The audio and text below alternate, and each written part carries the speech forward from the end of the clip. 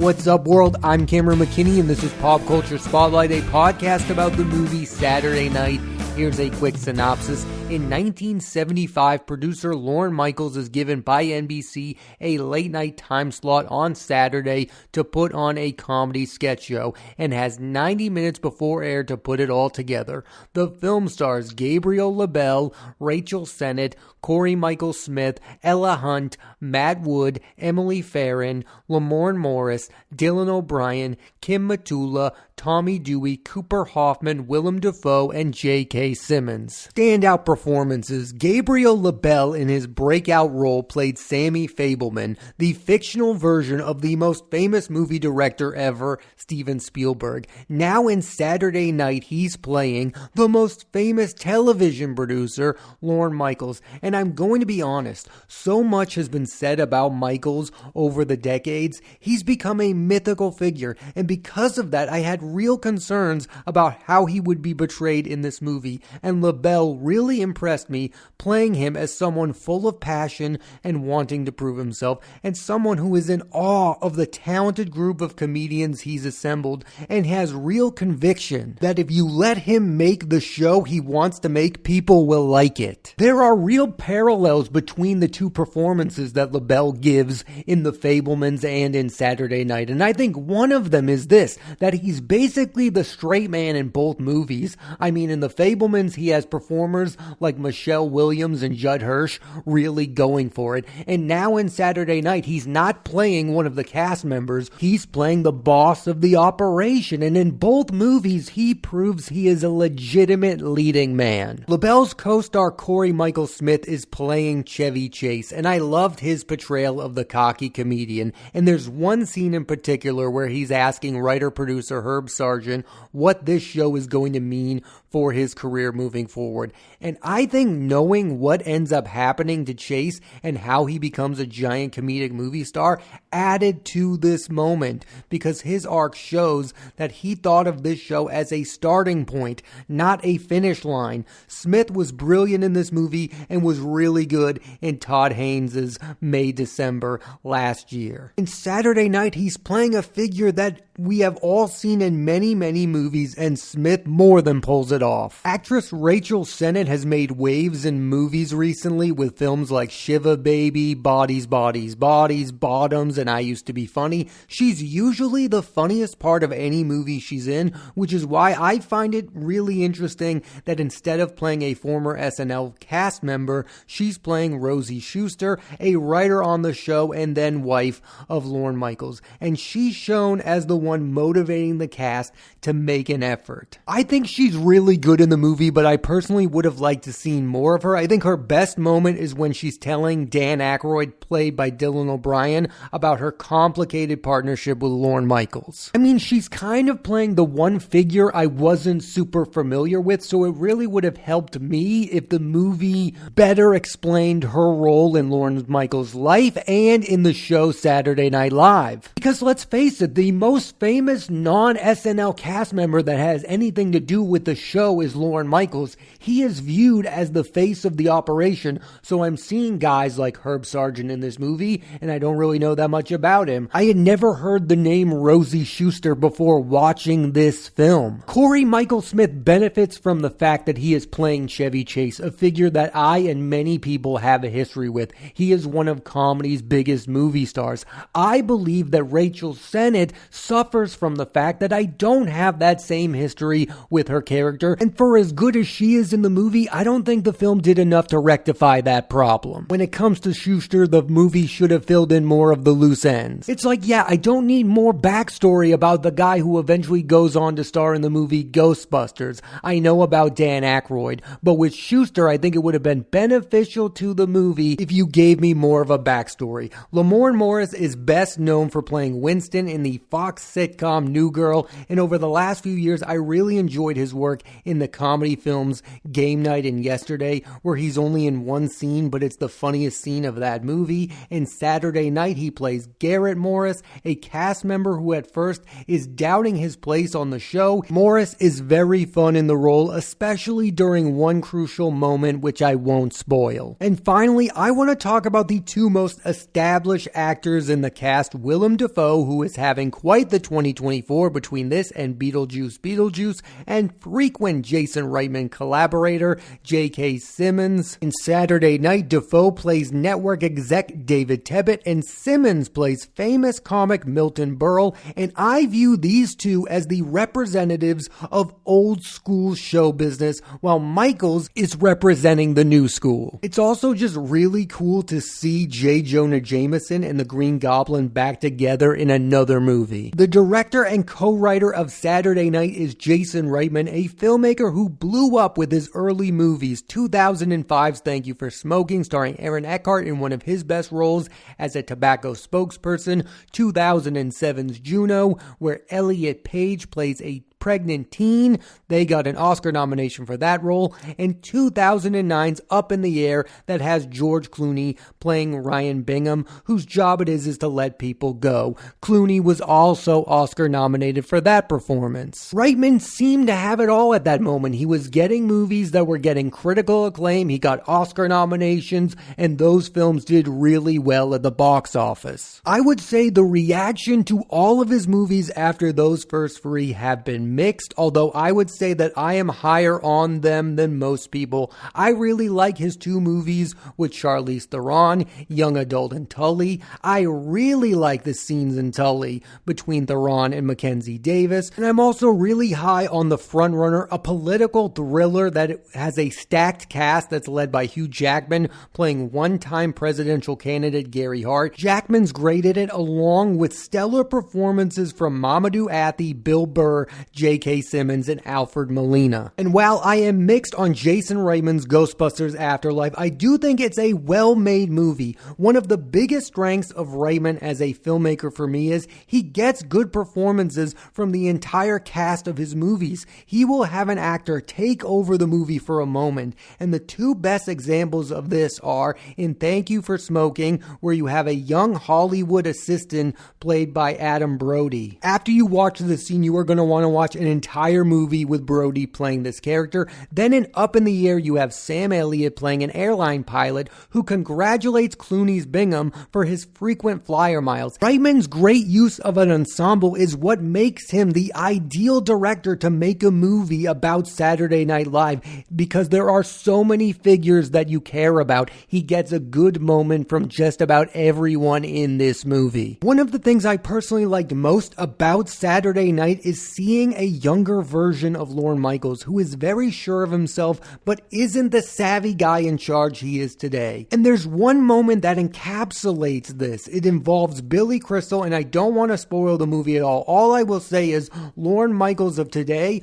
would deal with this situation in a very different way. One of the brilliant aspects of this movie is the breakneck pace, which is needed to get us, the audience, to experience how quickly the show Saturday Night Live is supposed to come together. One thought I had is a movie about Saturday Night Live had to be made about the original cast, because it was the last cast that was on equal footing with Lorne Michaels. He views himself as an equal with everyone in this movie. You don't want to watch a movie about the 90s Lorne Michaels, who is everyone's boss. The way Chevy Chase views Lorne Michaels isn't the same way that Seth Meyers views Lorne Michaels. I don't know about you, but I just don't want to see a movie about modern day Lorne Michaels. I don't think there's really anything interesting there. I think the younger version of him is what's interesting, and what makes the movie interesting to me anyway. I think when it comes to Saturday Night Live today, we all have this image of Lorne Michaels who believes that the show will go on no matter who is in the cast. Like, he has fired many famous celebrities from the cast of that show. But in this movie, they are chasing John Belushi to join the show because Lorne Michaels believes that he needs John Belushi to be in this show for this show to be a success. You also see the character in real time realize that Chevy Chase should be the one who is the anchor of Weekend Update. I just really love the fact that Lorne Michaels is in awe of the comedians he's assembled to be a part of this show. There was a small part of me that wanted there to be like an Ocean's 11 type moment where he assembles the team. Like I would have loved to watch a scene where he's asking Chevy Chase, John Belushi, Dan Aykroyd to be in the show. Like that would have been really cool. But that's not what this movie is, and that's something I actually really respect about this movie, is that it knows what it is and it knows what it's trying to do. It is a very structured movie. Box office. This movie did not fare very well at the box office during its opening weekend. It only made about $4 million. And I'm going to be honest, I'm not that surprised this movie wasn't a massive hit right off the bat. I mean, there are a lot of unknowns here. I mean, Dylan O'Brien has had a film career, but it hasn't been uber successful popular-wise. Rachel Sennett has been in some movies, but she hasn't been in a universal hit. And Gabriel LaBelle has gotten a lot of great critical reviews, but The Fabelmans wasn't a hit, and now it doesn't seem like Saturday Night is going to be a hit. This movie is just another example about how hard it is for the middle ground to exist anymore. I mean, this is that middle ground between giant blockbuster and small indie. I mean, this is about a subject matter that a lot of people still care about. A lot of people still weekly watch the show Saturday Night Live. But one could argue if it being about the show's first episode that was all the way back in 1975 was actually a detriment to the movie's popularity. Like if you made a movie about Saturday Night Live in the 90s that had people playing fictionalized versions of Adam Sandler, Chris Farley, David Spade, and Chris Rock, would that movie make more money because people my age are way more aware of those figures than they are of the SNL cast of the 70s? I don't know the answer to that question, and I'm going to say this again. I don't want to see that movie. I wanted to see this movie because I was fascinated by the younger version of Lorne Michaels and his relationship with all of the performers. In fact, I've had this thought since watching this movie. The only other movie about Saturday Night Live I would want to see would be about when Lorne Michaels quits the show. So I think that would be the only sequel I would ever watch to this movie. So you make a movie about the first episode. I would love to see this cast last episode of Saturday Night Live. Like that would be an amazing movie. I mean, like, why did Lorne Michaels quit this show from 1980 to 1985? I think that would be an interesting movie. I don't want to see a Saturday Night Live movie about the 2000s. I lived that. I think you can only make movies about the original cast. This is a hope I have, that this movie's box office will build up over the coming weeks, that it eventually at least makes its money back. Like I would love for in a month look back at this movie and go, oh, it was kind of a sleeper hit. Do I think that's going to happen? No, because it rarely happens anymore. A movie's opening weekend is usually its best weekend, although I really do hope that goodwill builds towards this film. On a critical level, the movie is doing quite well. My problem is, I think some of the criticisms of this movie are quite ridiculous. Like I've heard one of them, which is this: how can a movie about Saturday Night Live not be super funny? And listen, I get that. I think the movie is funny. Like I think the dialogue is funny. If you want to laugh about Saturday Night Live, then what you should do is watch old episodes about Saturday Night Live. They're not going to recreate all of your favorite sketches, and that's going to be the movie. I didn't want that version of this movie. I wanted a movie that showed you a glimpse of what it's like on a weekly basis to make an episode of Saturday Night Live. And what makes this movie particularly interesting is it's about the first episode of Saturday Night Live. So these people really don't know what they're doing because they haven't been there before. And I'm going to continue to harpen back to this point because when you hear Lorne Michaels talk about the show today, he talks like he's a know-it-all because he's been doing it for 50 years. He knows what works and what doesn't work. What's interesting about this movie is you are seeing a man who has confidence in what he's doing but hasn't seen it become realized yet, so he doesn't know if ultimately it's going to work out. Saturday Night Live is such an institution that it's so weird to think that at one point it was a huge creative risk. And I'll go back to Corey Michael Smith's portrayal of Chevy Chase for a minute, because in the movie, he is wondering if he's going to be a big star.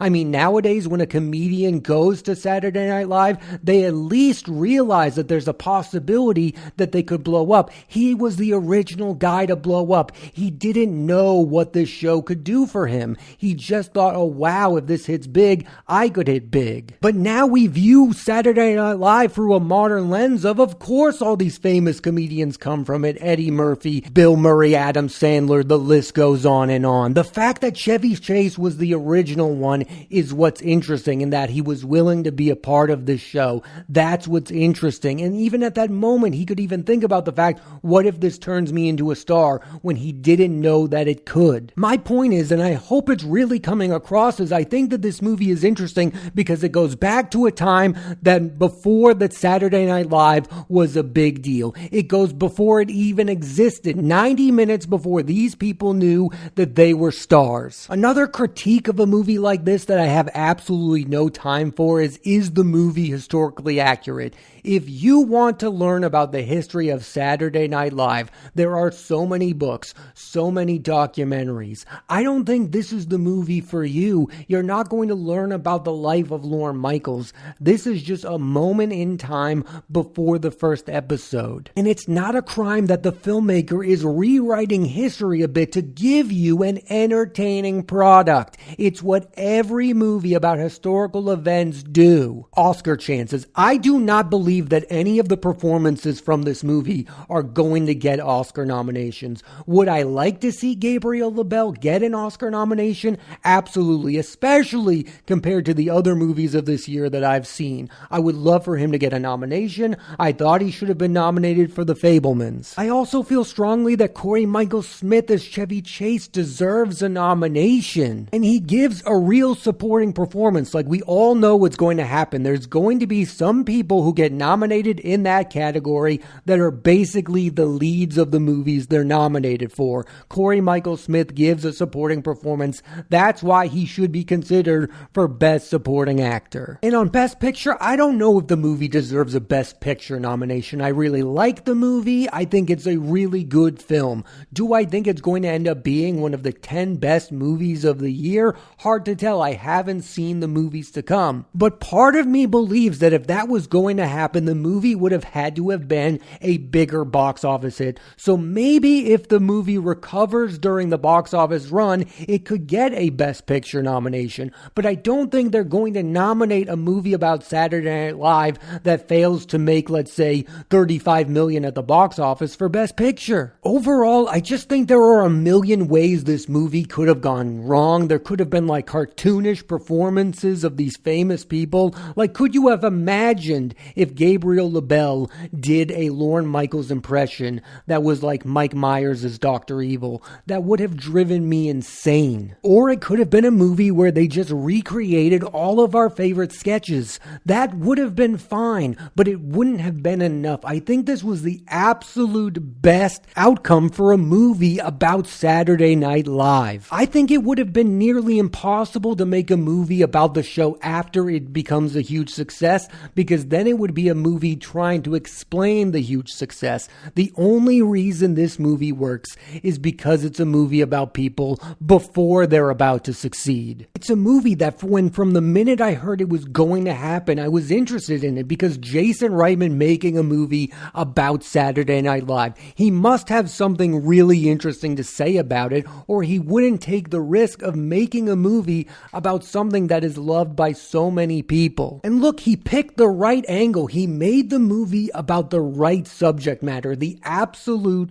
first episode of the show. The chaotic first 90 minutes before air. We are all so used to Saturday Night Live, like we take it for granted. We don't really think about how hard it is to make that show. And I think this movie is the perfect reminder of how difficult a show that is. And how at the time of its origin, it was the boldest show on television. And yes, I do believe this movie's timing is perfect, with this being the 50th season of Saturday Saturday Night Live on TV. When something has been around for that long, it's always interesting to go back to the beginning to see where it came from. And in the case of SNL, it's not because the original cast is the best of all time. Maybe that is the case, but it's because they were the cast who didn't know what they were doing. There was no Saturday Night Live before them. That to me is what makes this movie interesting. A movie that just celebrates the success of the show later on just would have been boring. The how did this all come together story is the one we want to see, and thankfully it's the one that Saturday Night offers. Thanks for listening to this edition of Pop Culture Spotlight. I'm Cameron McKinney, and there'll be a new episode of the podcast every Thursday on Apple Podcasts and Spotify.